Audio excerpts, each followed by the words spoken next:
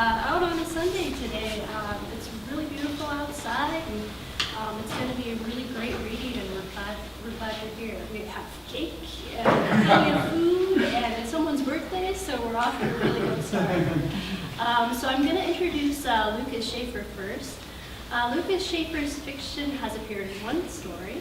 A graduate of the New Writers Project at UT Austin, he has received a fellowship from the Vermont Studio Center and has been a recent resident at the Wellstone Center in the Redwoods and the studios of Key West.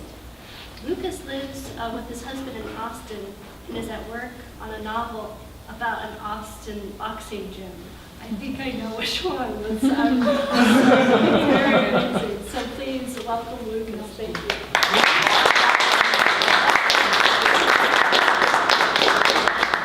Hi, thank you. And thanks to Malvern for having me. And I'm excited to celebrate John's book here and read a little. Okay, so, and I am going to read on my phone, which I hate when people do that, but I have a little printer issue. So I'm working on a sort of Austin boxing book at the moment, a novel. And the little section I'm going to read is sort of about this man. I'll just set it up a little. His name's Vanderslice, and he's a man from Haiti who's moved to Austin in his 20s, and now he's about 50, and he works at a nursing home. He's the director of hospitality, so he does the games and the various things, and he's happily married. He, seemingly has this pretty good life, but he's not that professionally satisfied, and he started doing this thing, which is that he has these young white teenage boys who come and volunteer for him each summer. They're the nursing home volunteers, and he started telling them over the years these really vulgar sex stories about his life that he just makes up, and they believe him. And he's been doing this for years. And so in this little bit that I'm going to read, he's kind of thinking about why he does this guy who's not quite had the professional success that he's wanted. And the only other thing I'll say, just setting this up, is there's a phrase I use, tomato can, which is a boxing phrase. And a tomato can is someone who is in a fight just to lose. He's been put up just to lose. So if you're a young fighter and you want to beef up your record and have a easy fight, you fight a tomato can. Okay, on that.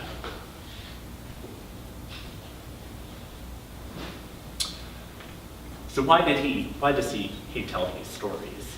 And he's thinking, and he says, that gang of gophers, that wretched rafter of turkeys, why did they obsess him so, those sorry souls, one assigned to him each summer, whose lives he learned over 3 decades never turned out quite as he imagined? Consider the case of Wayne Devereaux, tanned and tow-headed. On the surface, the child seemed of fine health, but tasked with so much as wheeling a resident from one end of the corridor to another, and he took on the bearing of the chronically fatigued, maundering down the hall like the dazed survivor of a terrorist attack. And yet this same Wayne Devereaux, 2.4 GPA, a cool 1220 on the SAT, would go on to Texas A&M University, onto the business school there, and then to IBM. It wasn't just Wayne either. Over the years, it seemed all of David's laziest disciples had scaled heights staggeringly disproportionate to their own non-existent ambitions. The most vacuous, Hawk Weldon, co-founded an ad agency. The biggest drunk, Chet Walker, was in oil and gas. Nathaniel's predecessor, his current little kid is named Nathaniel. Nathaniel's predecessor, Scott Walsh, now a freshman at Dartmouth, would in time become a senior executive at Dell, but not before gaining notoriety in Hanover for his frequent and admittedly epic photographic contributions to a website called Rate My Poop.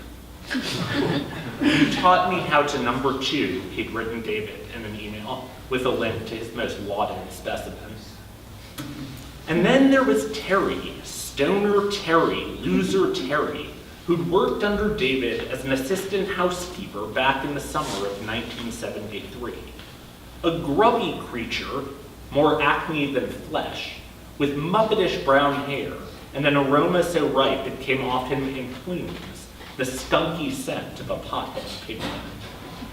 Of the many unlikely trajectories of David's disciples, it was Terry's who's rubbed him rawest, for it seemed to David that in a parallel universe, his ex-minion's journey from village dumbass to Austin institution could have been his own.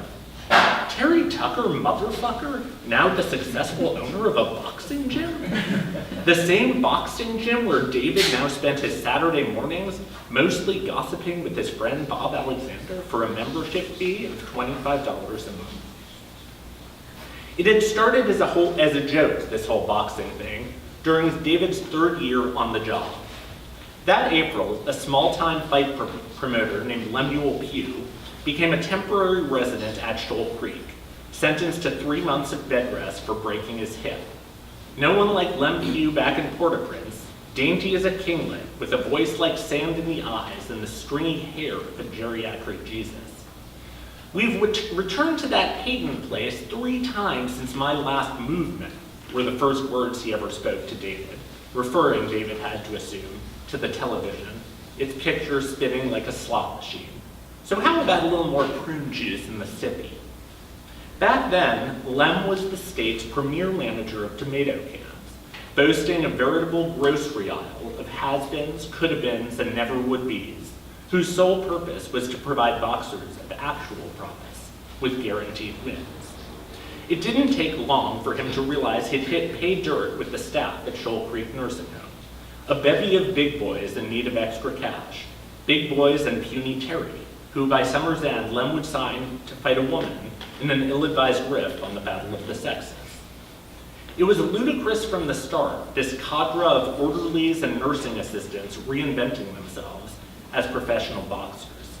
Even before Terry arrived on the scene, they were a sight, a gaggle of titanic black men from Baytown and Barbados, Port Arthur and Port-au-Prince, whose glee at the sheer absurdity of this situation, getting paid for this, propelled them out of bed at 4:15 each morning and into the dank recesses of the Town Lake YMCA, a circus of strongmen with not a minute of fight experience between them. Step right up to witness one-eyed Ralph from Loss Prevention, eye patch covering his right socket, eyeball still intact somewhere in the high grasses of Tanan, test his dexterity while sparring with the speed bag. See Ernest Zaftig Wilkes, 3 years away from laparoscopic gastric banding, attempt to drag a truck tire connected to a chain around the Y parking lot at full speed without going into cardiac arrest. Even David, the strongest of the lot, had trouble finding rhythm with the double end bag, and at least once each session had to stop to rewrap his hands, having not spooled the gauze tight enough to begin with.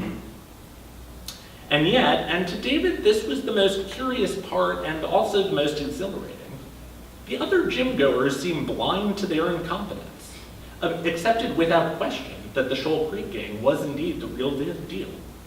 How credulous these white men were.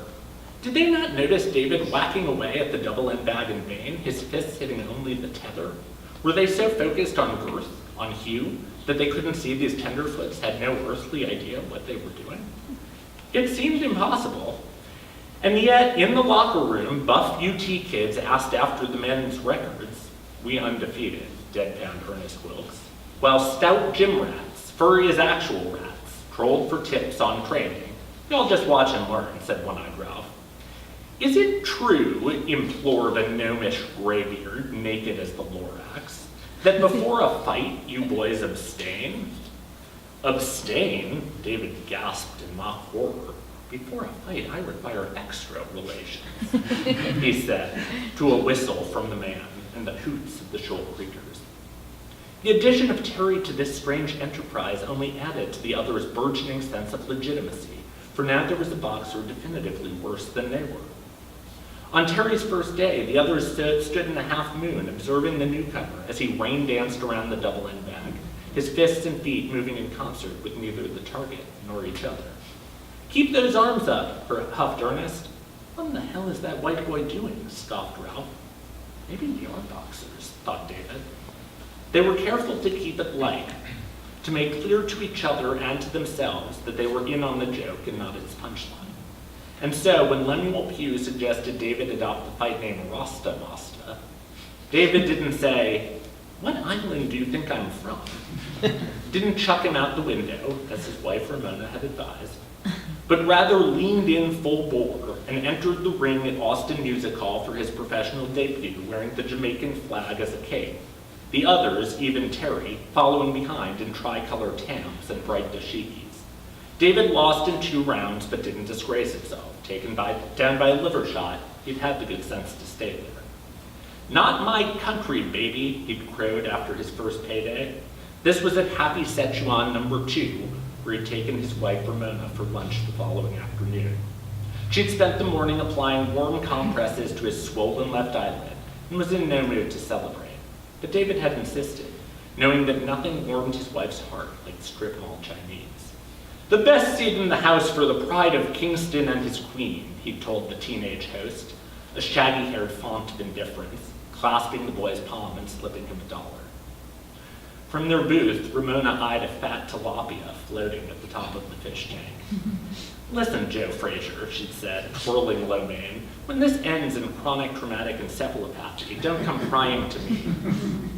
David signaled for the lad and called for more tea in his best Jamaican patois, hissing with laughter as Ramona rolled her eyes. Yes, it was all a big joke, this boxing thing, and yet they kept at it. David fought in San Angelo and Zephyr, Del Rio and Leon Springs. That December, he got to the 6th round of a Saturday Night Smoker in Alvarado. The next February, in Double Bayou, Ernest Wilkes made it all 12 before losing by split decision. A battle of the blunderers from start to finish. Lem signed his opponent the next day. Even Terry showed vague signs of improvement, and by spring was able to skip rope for 3 rounds straight, could slip and slide and pivot. For joke or no joke, there was no pretend training, no pretending in the ring. And as the men of Shoal Creek turned their fists sideways and found a rhythm with the speed bags, as they learned to make the heavy bag swing, they felt inside themselves, despite themselves, the tug of possibility. And every smack of glove to bag, of fist to face, began to sound a little like, what if? Of course, it ended badly, as most jokes do. Terry lost his battle of the sexes, and the publicity from that debacle wasn't good for Lemuel Pugh. He closed up shop for a while, went to gamble through the forest with the hooch-brewing Pughs of Deep East Texas. Good riddance, said Ramona Stew. At the time, David had reluctantly agreed. He'd badly twisted an ankle in Smithville the month before. Best not to let this dumb joke go too far. All these years later, it should have been a silly story to tell at cookouts or on double dates. The 70s, man, what the hell, right? And yet somehow Terry had taken this loopy episode from that muzzy era and turned it into something real. A career as a trainer, the owner of a gym. How did he do it? How did any of them? Through hard work, maybe, some late blooming ingenuity. But David couldn't ignore the bits and pieces he picked up each summer, which the boys dropped as casually as cats shed fur. That Hawk Weldon came from an advertising family, and Chet Walker had a trust fund. That Scott Walsh was the 5th in his family to go Dartmouth Green. Once on a jog, he'd asked his friend Bob Alexander how Terry had the money to start the gym in the first place. A small business loan, Bob had told him.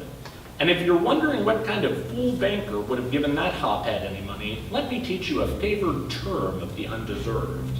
And here, Bob stopped running and raised his bushy eyebrows as high as they would go. Family friend. Some men in David's position might have tried to live vicariously through their overprivileged toadies, trading hustlers in the men's room, smoking up together in the woods behind the staff lot. But David had no interest in such foolishness. Real power was making them live vicariously through him. No booze or cars or real women need apply, only stories of freeways in Fredericksburg and gangbangs in Pflugerville. of spit roasting Miss Abilene 1987 with, who could possibly believe this, Mr. T. And who could blame him, really? How many marriages might have been saved? How many midlife nipple piercings or ill-advised hair bleachings avoided, if only all men had an everlasting coterie of horny teenage boys hanging off their every word. And so, when his latest charge, Nathaniel Rothstein, reported for his second day at Shoal Creek Nursing Home, David DeLeese treated the boy as he had on day one. For David was an addict, and these children, these profound mediocrities who would one day rule the world, these children were his drug. Thank you.